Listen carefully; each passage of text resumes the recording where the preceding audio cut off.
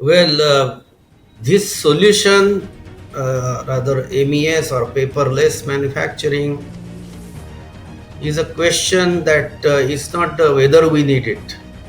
It's a question of we need it. The question is when and how. One of the main barrier is for the next mid-sized companies is the cost and time of implementation and the suitable products to software products to really handle it. So most of the standard MES products evolved over a period of last 25-30 years were aimed at innovator companies in the West, maybe in US or Europe, and therefore they happen to be different cost world. Okay, not really ready to use products for smaller generic companies.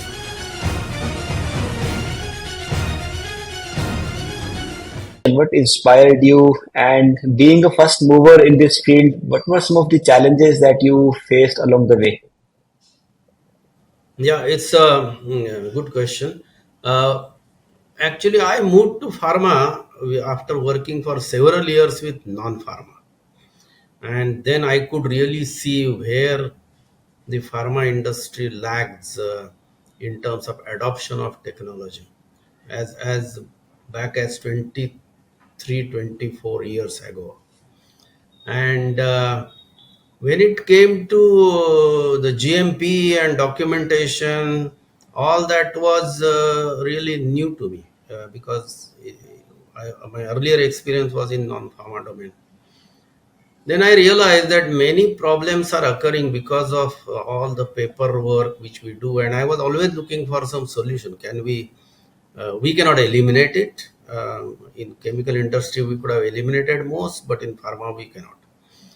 So then I was looking for some solutions, and I came to know the best. And then if we want to do something, it should not be experimental.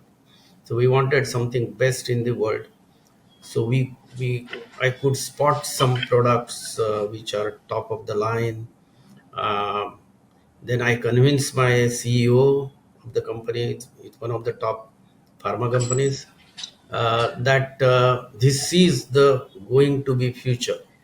Remember, this is about at least 15 to 20 years ago. Okay, and let's have a what do we say, first mover advantage, something which is new, and of course it is expensive.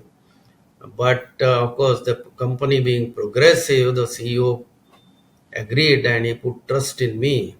And this is where the first time a Indian pharma company got into MES. And since then, last about 15 to 20 years, I am closely associated with MES implementations in various top pharma companies, directly or indirectly.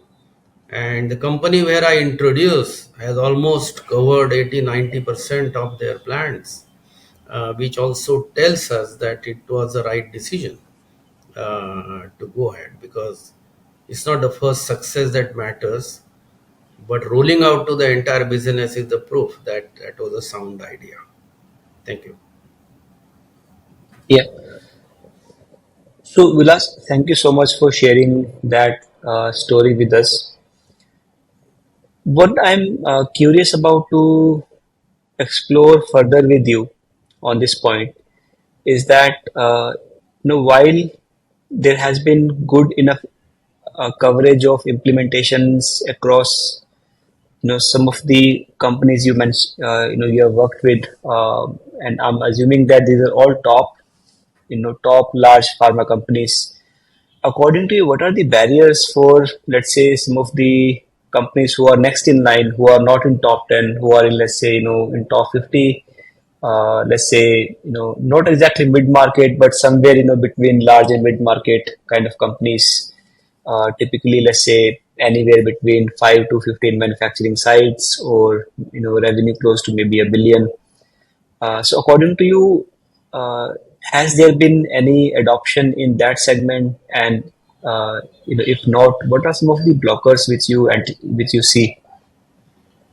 Well, this solution, rather MES or paperless manufacturing, is a question that is not whether we need it. It's a question of we need it. The question is when and how. One of the main barrier is for the next mid-size companies is the cost and time of implementation and the suitable products to software products to really handle it. So most of the standard MES products evolved over a period of last 25 30 years were aimed at innovator companies in the West, maybe in US or Europe, and therefore they happen to be different cost world. Okay, not really ready to use products for smaller generic companies. So this is one area which is it's not more on the technology as such, but is a price point or understanding the needs of these next mid-size companies. Even though the products are good, even the larger companies are also find it not very easy because generic companies have a pressure of cost pressure, and even the big companies have multiple plants. So when you multiply it several times, the cost is not insignificant even for the large companies. So then the smaller companies, because they can't afford the best in the line products, this is where they experiment with some fly by night kind of people or even products which are not so robust, resulting in failure, which again reinforces negative thinking about MES, and this has been a problem. So we actually need this segment of the business to be taken care with robust, cost-effective product. Another issue with such small companies is they may not have a right infrastructure in people or IT infrastructure, which a traditional MES products will demand. So even we have to see not only the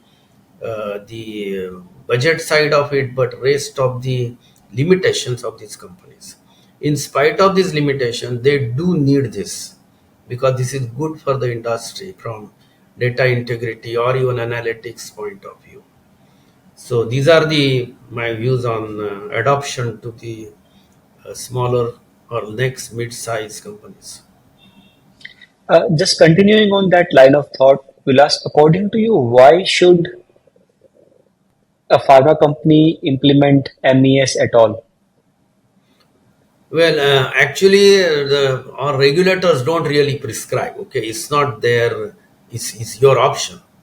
But one of the main benefit is if the product is good and implemented well, you can be almost 100% come into the data integrity issues will be eliminated related to transcription minor points. So data integrity is the main driver for this, because as you know, the pharma, we jokingly say, are we making medicines or we are making paper?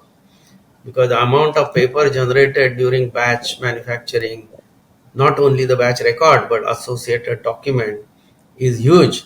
And of course, is everything written by hand, statistically there are chances that every record can be faulty. And this is where it is getting assured.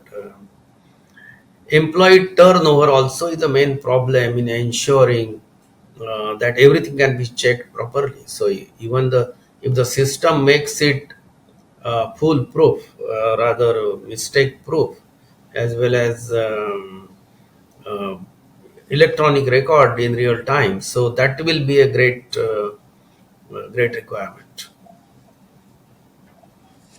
Yeah, and I think along with this, one of the one of the goals any pharma company has is to pursue excellent quality.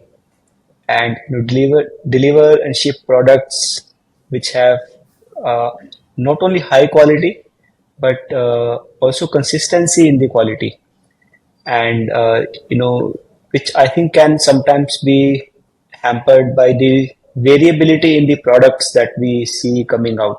So this is a topic which I have often received feedback from various pharma leaders that reducing variability can be a critical goal, not only from, let's say, quality and compliance standpoint, but also it affects the productivity and the throughput of the plant as well.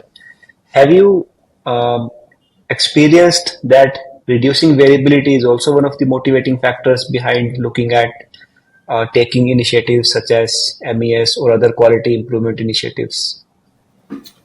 Reducing variability is a goal of manufacturing for last maybe 70, 80 years after Deming has introduced DQM. And now, the which tools you use to do it has changed over a period of time. Okay, so earlier it can be pen and paper or collecting data, then the computers were available to analyze and process data, and now you may have a different technology like AI to process the data and even to use the unstructured data. So pandas have not changed, the tools have changed, and changing variability or rather reducing variability is the definitely a goal. Um and particularly with pharma, what happens is when the product is developed, and at least I am talking of the technical side of the process. So there you are required to identify critical process parameters, and the operating range is specified, and many times the range is very wide. Of course, in the entire range, product is supposed to work or should give right quality.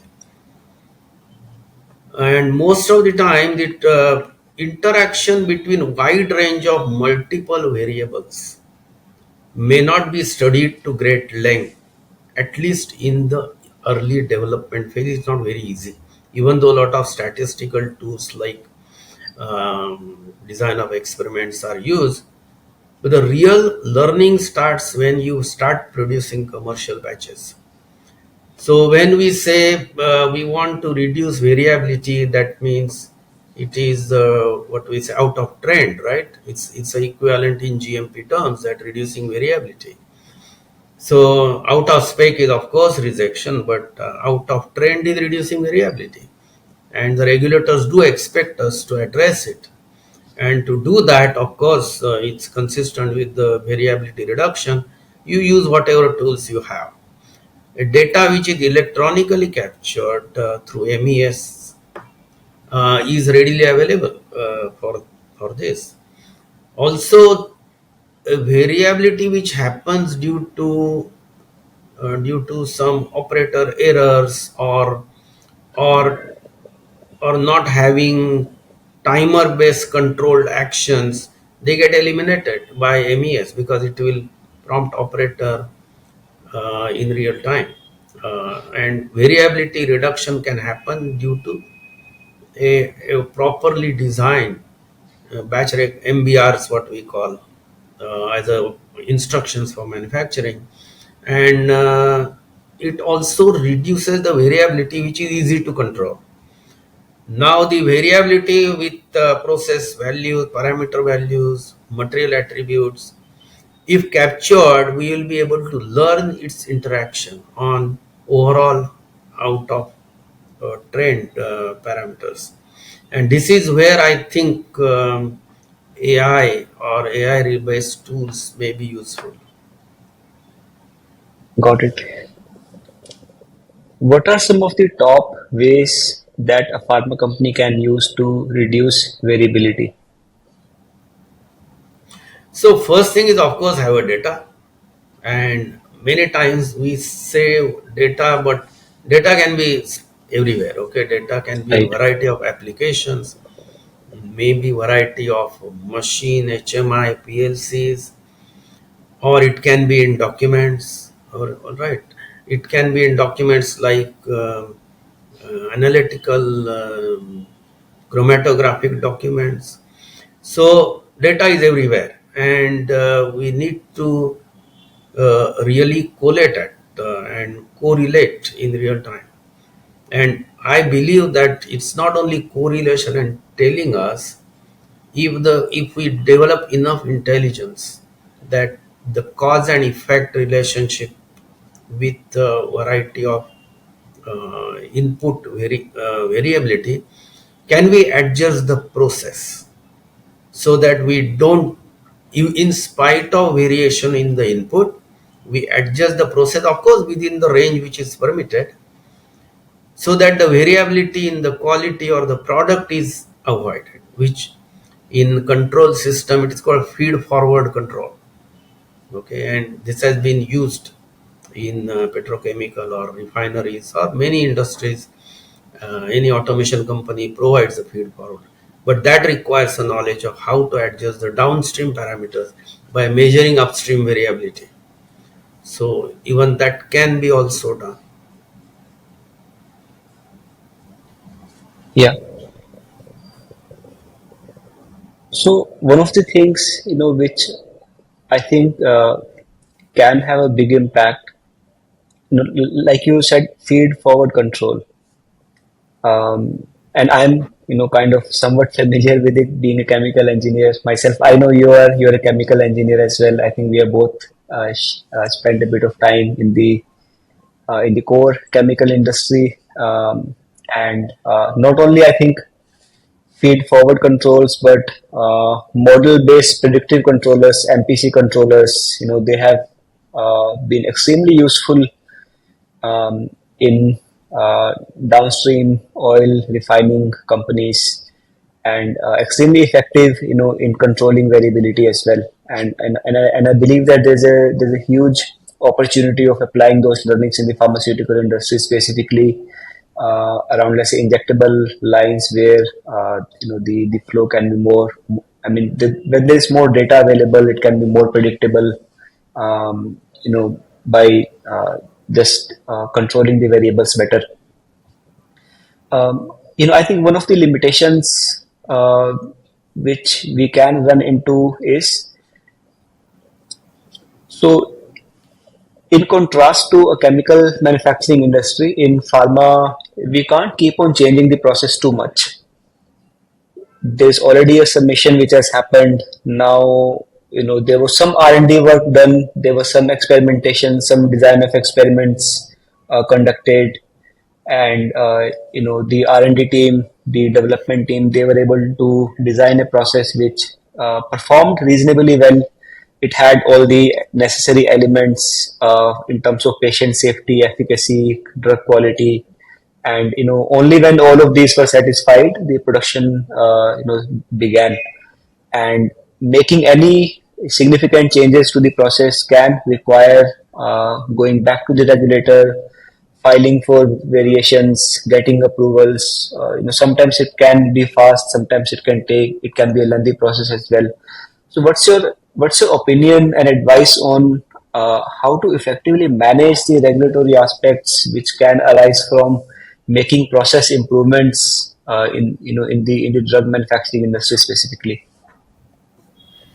This process improvement in most of the cases is like what I told, addressing OOT. So that is still happening within the permissible range of what we have done the submissions. Yeah. So if there is a big room to find the most optimum point. So for example, you say plus minus 5 degree is my temperature range, but the best may work with plus minus 1, and control systems are possible to do that much fine control. So one I always call it the GMP limit, other is a control limit. Control Yeah. system can control it at very narrow range, while GMP limits are wider range. So within GMP range, we find the best, and the objective is remaining within GMP range. Can we control the variability or other address the out of trend? Right. No, I I don't think think we will need to really go out beyond GMP limits. But in that case, the original product development itself need to be addressed why it has happened. But if at the end the product doesn't meet quality, for example, we end up with OS, even with the process which is developed on whatever scale, and in the plant it is not possible. You have to do something to make sure the product meets the quality in the first place. So if that requires change, yes. But most of the discussion which I had just now was on reducing the variability, not by fundamentally changing the process. There's no need to do that. Is tried to find narrow band, narrow range, uh, and just to give the synonym for that is variability has two ways, two reasons. Okay, one is the common causes, and other is the causes which are we call it as a they can be attributed to root cause, some specific causes. So the whole objective is how can we reduce the window of common causes. So that variability can be reduced by actually understanding more related thing, not really changing the fundamental process. And one of the aspects you talked about is root cause analysis. And the reason I am elaborating on this a bit more is because if we analyze the trend of recent FDA 483s, FDA observations, you do see this topic coming up quite frequently. Uh, the and specifically not having an adequate level of investigation in place or having recurring deviations, which means that the root cause might not have been identified properly, and hence an effective kappa might not have been devised to reduce recurring deviations. And since manufacturing process is at the core of this process, there is a lot of dependency or a lot of data uh, associated with the manufacturing process, which can help in conducting effective root cause analysis, for any kind of deviations. So, according to you, what impact will RCA process have if companies are able to bring their manufacturing process data in addition to the materials data which might already be in SAP, or the quality attributes data which might already be available in LIMS, in addition to CMAs and CQAs, what role can bringing in CPPs into the digital mix have on the quality and the effort that goes into conducting effective RCA? Yes. So until companies move to electronic data capture, the only data is what you have written on paper batch record. And so if there is any OS and you want to do investigation, you want to find whether anything is wrongly recorded or something we have not followed. And most of the places you don't find it. You don't find any variability in the written document, because written document is something which is mandated to written. Not everything can be written. So then people say, I cannot find root cause because I don't see any deviation.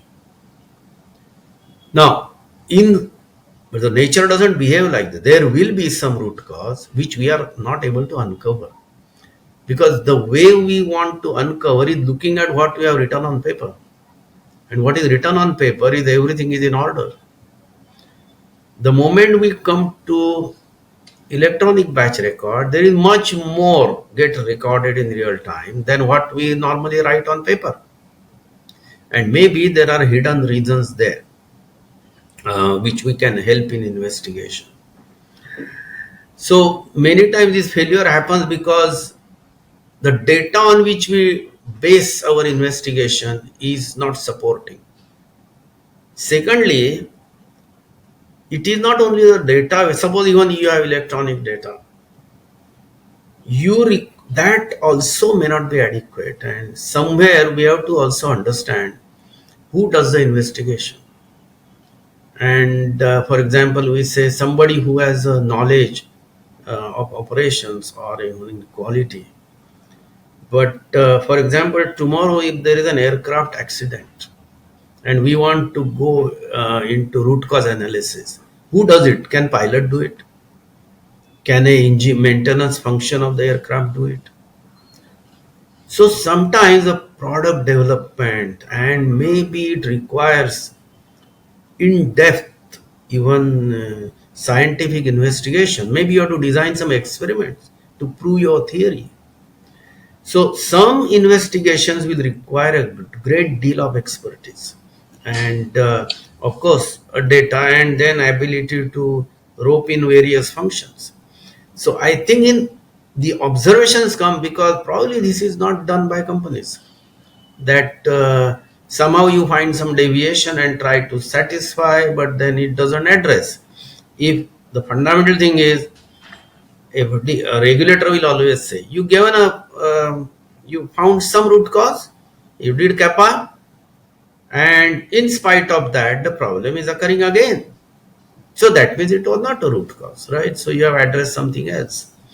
So addressing root cause is not only take data and do as much analytics as possible, but it may also read some deep functional product knowledge and cross-functional involvement, which also may require a data of product development, history of all the batches made, because many times the investigations are limited to the batch which have a problem.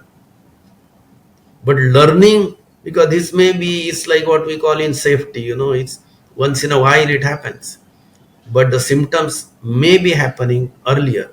They may not have resulted into failure. So by building this complete data analytics right from R&D to all batches manufactured, and as beyond what we record on paper, that will help us in doing right investigation. Then I think Yeah, such observations will certainly reduce. yeah, I think that was really insightful, Vilas, and it kind of takes the RCA process from basics to just going a bit deeper into the process and the quality aspects. At the beginning of our conversations, you did talk about that it can be challenging for pharma companies and specifically, let's say, companies towards the mid of the market segment, uh, to let's say, invest in terms of cost or and the time of implementation that it takes. These two can be barriers to implementing uh, a system like MES at their facilities. Specifically, if we talk this in the context of generic pharma industry, we know that there's already a lot of pricing pressure. The gross margins can be as low as 9% at times, or so in some cases, I'm only kind of talking about some median values, but it can be even lower.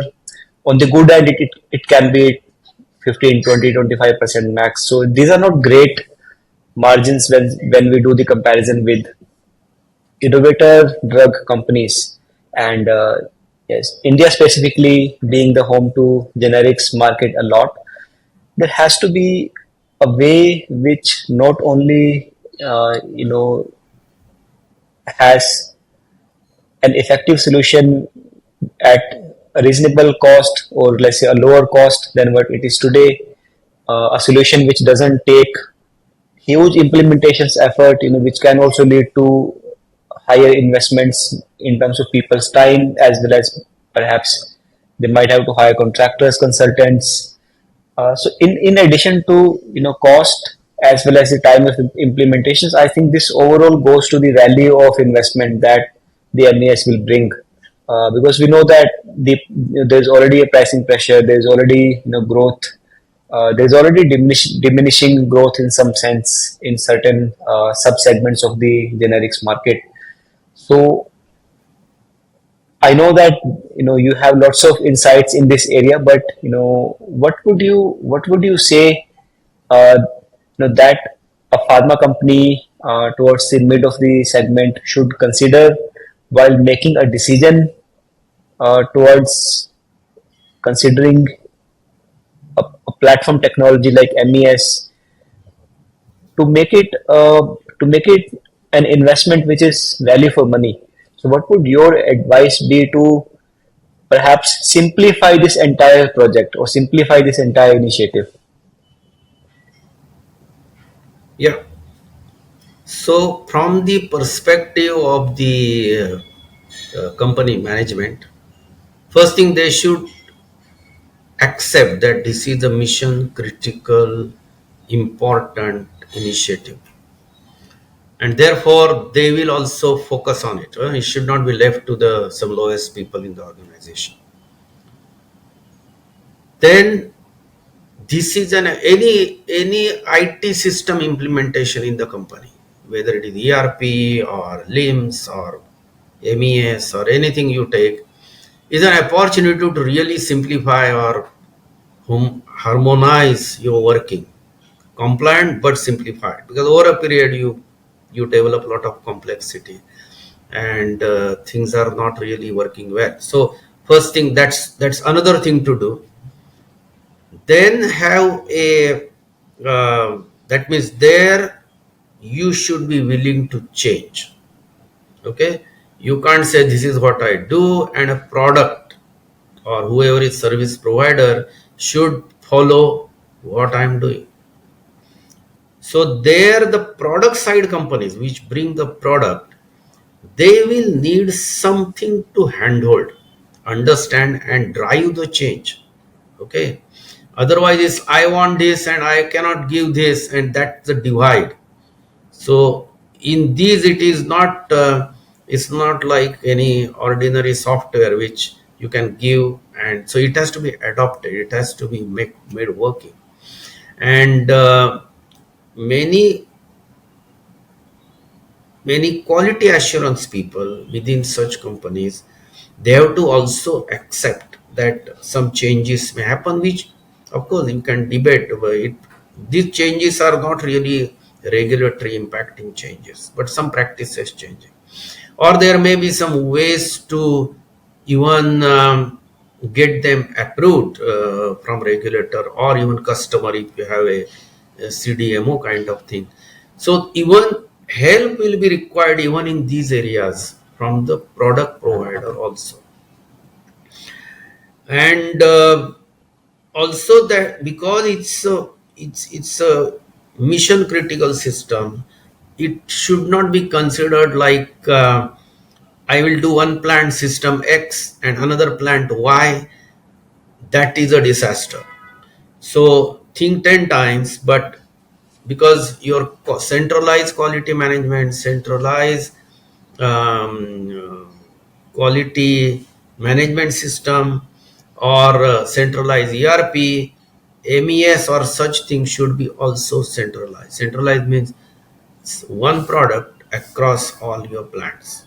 Otherwise, not only your people will get lost, your own quality assurance or internal transfer of people, they will find it very hard. So temptation, initially evaluate very well, but later on stick to it. Okay, make a right decision and stick to it. Otherwise, you will get distracted. And pharma industry, I have seen that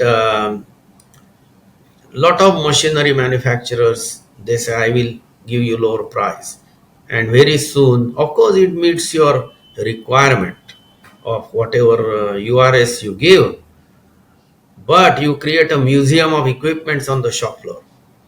So you may have saved some money one time, but you will always have a product validation which is done on machine X, same compression machine for that matter, another make.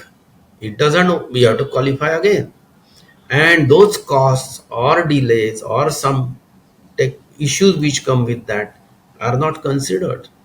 So even variety reduction, like what we should do on the shop floor, machinery selection should be also done for MES type or electronic system.